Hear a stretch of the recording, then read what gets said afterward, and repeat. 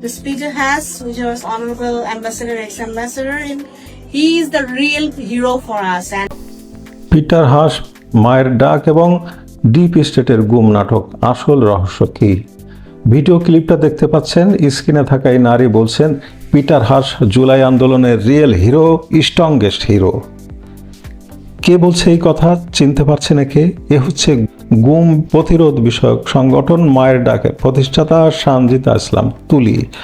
অথচ এই গুম নিয়ে এরা এবং আপনারা মিলে গত কয়েক বছরে কত না কান্নাকাটি করেছেন। তুলি বর্তমানে বিএনপি থেকে সংরক্ষিত নারী আসনের এমপিও, শুধু তাই নয়, নতুন একটি পদও পেয়েছেন তিনি। বাংলাদেশ এবং যুক্তরাষ্ট্রের প্রেম দীর্ঘায়িত করতে এবং ডিপ স্টেটের কাজ চলমান রাখতে গঠিত যুক্তরাষ্ট্র বিষয়ক সংসদীয় ককাসের অন্যতম সদস্য করা হয়েছে এই তুলিকে। ককাসের অন্য সদস্যরা কারা জানেন? রাজাকার পুত্র হুম্মাম কাদের চৌধুরী, রাজাকার পুত্র মীর আহমেদ কাশেম, জামাতের মার্দিয়া মমতাজ, এনসিপির আক্তার এবং আন্দালিবরাও এই যুক্তরাষ্ট্র বিষয়ক সংসদীয় ককাসের সদস্য। কি বুঝলেন?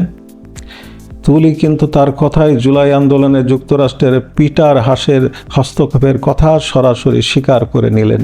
অভিযোগ রয়েছে তুলি এই পিটার হাসদের দেওয়া স্ক্রিপ্ট অনুযায়ী দেশে গুম নাটক মঞ্চস্থ করত।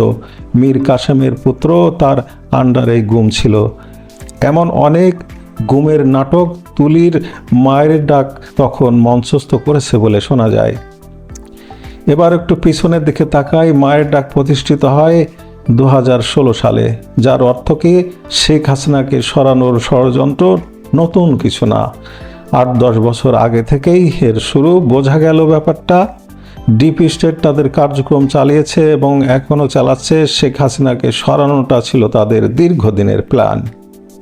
তবে হ্যাঁ, একটা কথা বলে রাখা ভালো, পিটার হাসকে কেউ আবার মাঝখান দিয়ে কিন্তু সানজিদা ইসলাম তুলির খাট পালঙ্কের হিরো ভাববেন না যেন। এমন আরও ইনভেস্টিগেটিভ অ্যানালাইসিস পেতে আমাদের পেজটি ফলো করে রাখুন, চ্যানেলটি সাবস্ক্রাইব করুন।